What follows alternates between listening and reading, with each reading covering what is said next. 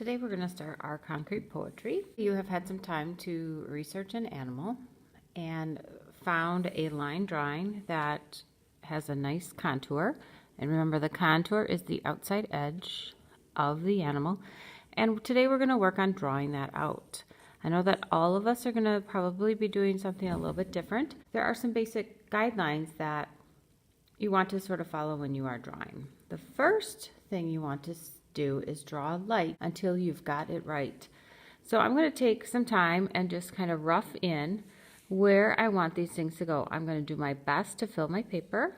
So I'm roughing in where the ear goes, and then the nose part, and this comes down to the hands, and then the body comes in here. The legs are very large. I'm doing a kangaroo, so the legs are quite big on a kangaroo. This sort of comes down and then humps back around, and he's got a, or she has a pretty big tail that goes all the way to the edge. Now I'm drawing these lines light so that I can make sure that I am finding and putting the parts where I would like them. And now that I have the general idea, I think I want this to go a little bit more out.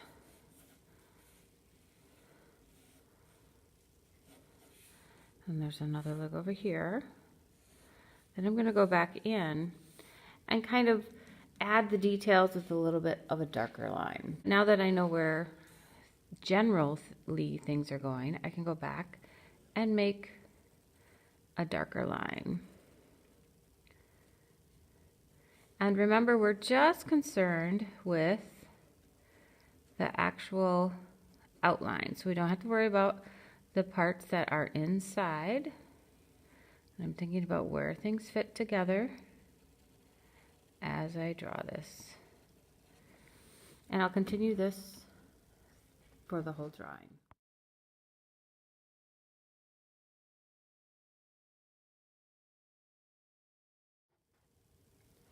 Now that I have my outline complete, it is time for me to start fitting in my letters, and I want to spell kangaroo.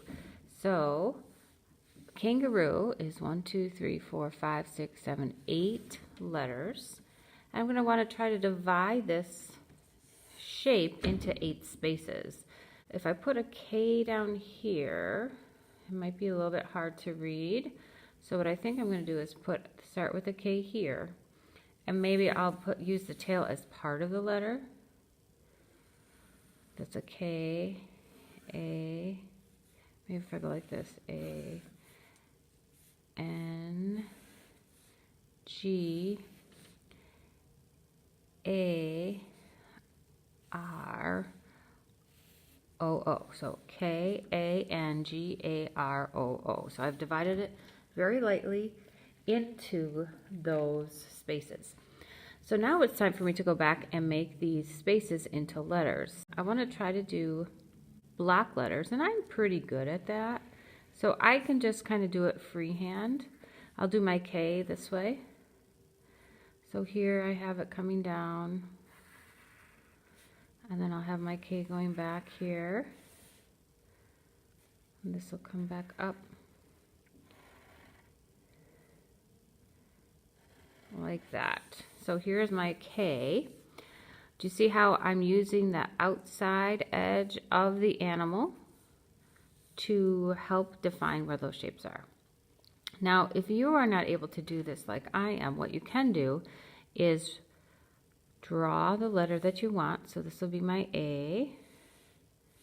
So I'm just going to draw the letter A, nice and big. It's going to go all the way to the top and all the way down.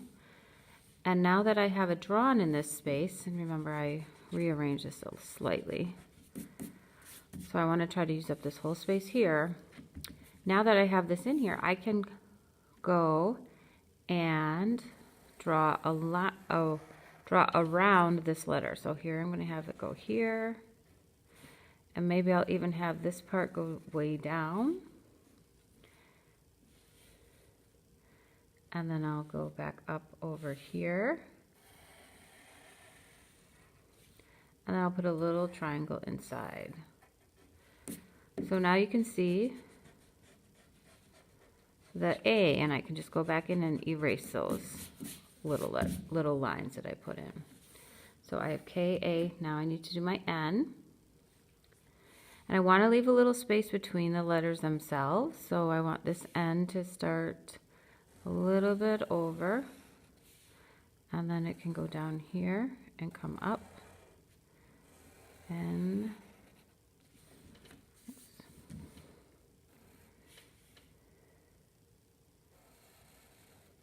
And then again here I can make this N go way down into the foot. And maybe it'll just, that whole part, just like I did here. So K-A-N-G. Again, if I want to draw the letter in first, and then I can take my pencil and go back and outline that space, staying within the shape that I gave myself and leaving a little bit of space between the two letters here.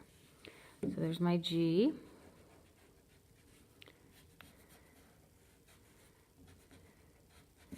And I will just continue that with the rest of the letters.